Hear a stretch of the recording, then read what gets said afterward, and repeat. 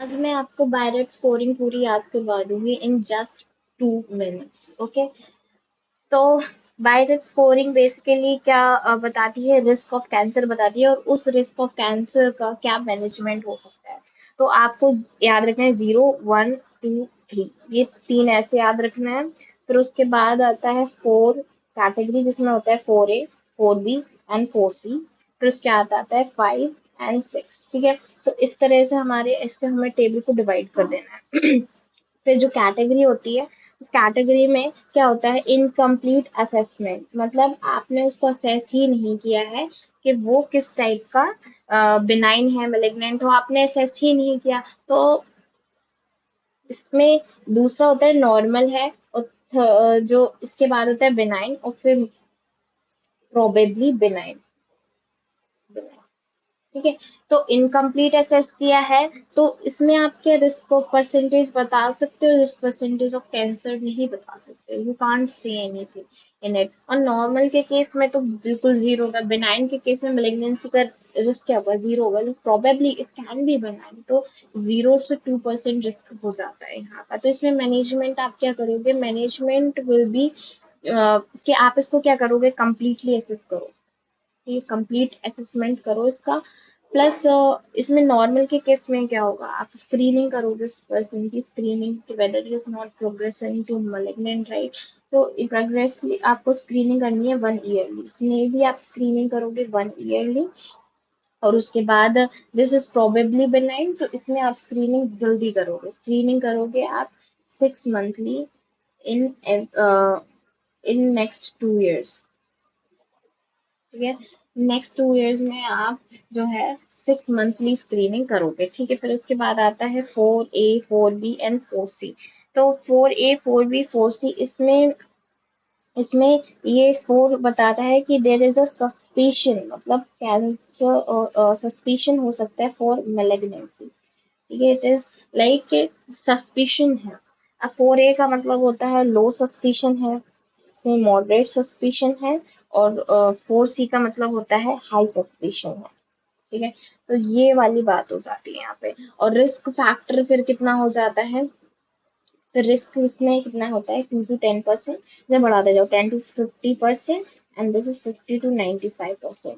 और इसमें फिर आप मैनेजमेंट क्या करोगे, मैनेजमेंट जो आप करोगे वो होगा बायोप्सी, आप बायोप्सी करोगे। बायोप्सी में भी आप क्या करते हो, ट्रू कट बायोप्सी करते हो, ट्रू कट बायोप्सी, ये जिसको बोलते हैं कोर नीडल बायोप्सी। ठीक है, डल बायोप्सी, जिसमें आप 14 गॉज टू 16 गॉज की नीडल यूज करते हो। इसके बहुत ज्यादा एडवांटेजेस होते हैं ओवर एफएनएसी वगैरह, इस वजह से हम टू कट बायोप्सी यूज कर सकते हैं, बिकॉज आप आईएससी मार्कर्स, मॉलिक्यूलर क्लासिफिकेशन कर सकते हो, उसके हिसाब से ट्रीटमेंट कर सकते हो। इस वजह से ये बहुत ज्यादा इंपॉर्टेंट हो जाता है कि अगर कोई आपसे पूछा, एक क्वेश्चन पूछा सकता है, investigation of choice for investigation of choice क्या होगी, फॉर कि आपको वो करना है स्क्रीनिंग के लिए, आप तो कोई पूछे तो लेस देन 40 ईयर्स बोला जाए, तो फिर आपको क्या बोलना है कि भाई आप क्या करवाओगे। और मोर देन 40 ईयर्स बोला जाए, तो मोर देन 40 बोला जाए तो मैमोग्राफी करवाओ, और अगर लेस देन 45 करवाया जाए तो यूएसजी। ठीक है, यूएसजी बोलोगे कि आप उसको फिर यूएसजी करवाओ।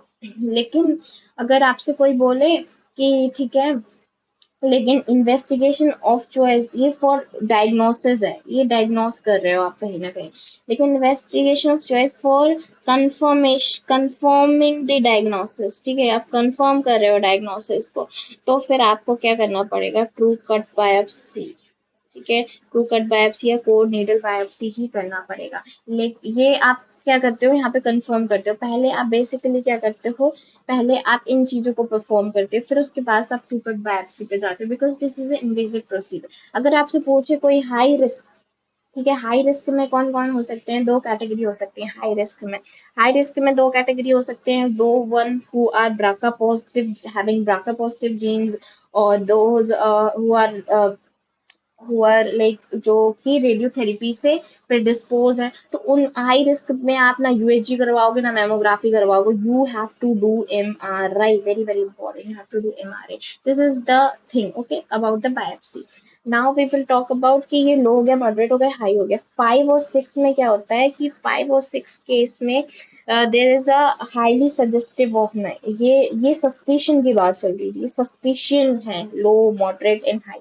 अब यहाँ पे क्या होता है कि there is highly suggestive of, highly suggestive matlab there is malignancy, of course suggestive of malignancy, there is not more than 95% risk, and here there is a known biopsy से आपको biopsy करवाई है तब आपको पता चला है there is a proven case of malignancy, this is highly suggestive of malignancy, this is a proven case of a malignancy।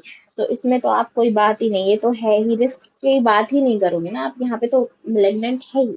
जिस 95% केस में इसमें भी आप क्या करवाओगे, बायोप्सी करोगे, और इसमें तो आप सीधा मैनेजमेंट करोगे, एज मैलिग्नेंसी है तो management according to the cancer है, जिस तरह का मैनेजमेंट आप करना चाह रहे हो, ठीक है, उस तरह से होगा। This is all about the BIRADS scoring, so you can take screenshot of it and thank you all.